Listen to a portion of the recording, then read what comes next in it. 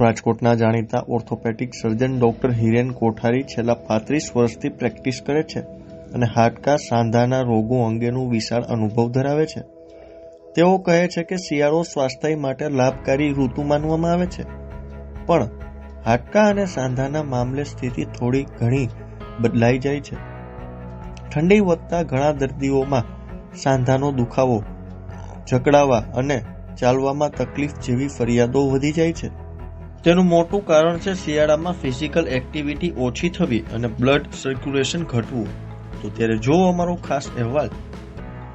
સૌથી પહેલું તો શિયાળો એ આમ તો સામાન્ય રીતે સ્વાસ્થ્ય માટે સારી ઋતુ કહેવાય, પણ જ્યાં સુધી હાડકાં અને સાંધાનો પ્રશ્ન છે તો એની અંદર એવું બને છે કે શિયાળાની અંદર ઠંડી ઋતુમાં સામાન્ય રીતે દરેક વ્યક્તિની ફિઝિકલ એક્ટિવિટી પ્રમાણમાં ઓછી થતી હોય. ઠંડી ઋતુને કારણે દિવસ નાનો હોવાને કારણે શારીરિક પ્રવૃત્તિઓ ઓછી થતી હોય.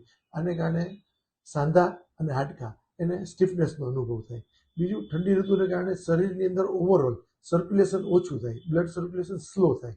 એટલે સ્લો સર્ક્યુલેશનને કારણે શરીરના દરેક સાંધા અને હાડકાં જેને યોગ્ય માત્રાની અંદર જ્યારે બ્લડની જરૂરિયાત પડતી હોય એ ઓછી હોય.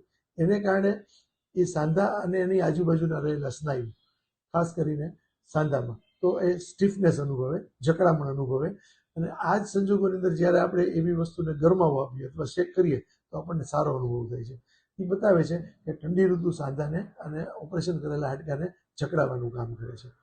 અને બીજી વસ્તુ એ થાય કે સામાન્ય રીતે શિયાળાની અંદર ઓવરઓલ આ એક સાયન્ટિફિક વાત છે કે વાતાવરણનું પ્રેશર, બેરોમેટ્રિક પ્રેશર પ્રમાણમાં ઘટી જાય. એટલે સાંધા અને જે જગ્યાએ જોઈન્ટ્સમાં ફ્લુઇડ છે એ બધા સાંધા ફૂલી જાય અને પ્રમાણમાં દર્દીને દુખાવો અનુભવ થાય. આ વસ્તુ લોકો ઘણીવાર, ઘણા દર્દીઓ અમારા લાંબો સમય એસીમાં બેસી રહે ત્યારે પણ આ અનુભવ કરતા હોય. અને આ બે વસ્તુને કારણે શિયાળાની અંદર લોકોને સાંધા અને હાડકાનો દુખાવો થાય. આનો બહુ સીધો અને સરળ ઉપાય એ છે કે આપણી દરેક શારીરિક પ્રવૃત્તિ, થોડી કસરત અને એક્ટિવિટી એને એવી કમ્બાઈન કરી અને કરવી જોઈએ કે જેથી આ દુખાવો અને પીડાનો અનુભવ ન થાય. આ એક વસ્તુ. બીજું, યોગ્ય રીતે આપણા સાંધાને પ્રોટેક્ટ કરીએ, એટલે કે કોઈ પણ ગરમ કપડાથી પ્રોપર વિન્ટરની અંદર કરતા હોય, પણ ઘણીવાર એના અભાવે આ વસ્તુ વધારે જકડામણ અને વધારે દુખાવે. ત્રીજું છે કે શિયાળાની અંદર ઓવરઓલ આપણો પાણીનો ઇન્ટેક આપણે જોઈએ કે શિયાળામાં જરૂરિયાત ઉનાળા કરતાં ઓછી પડે.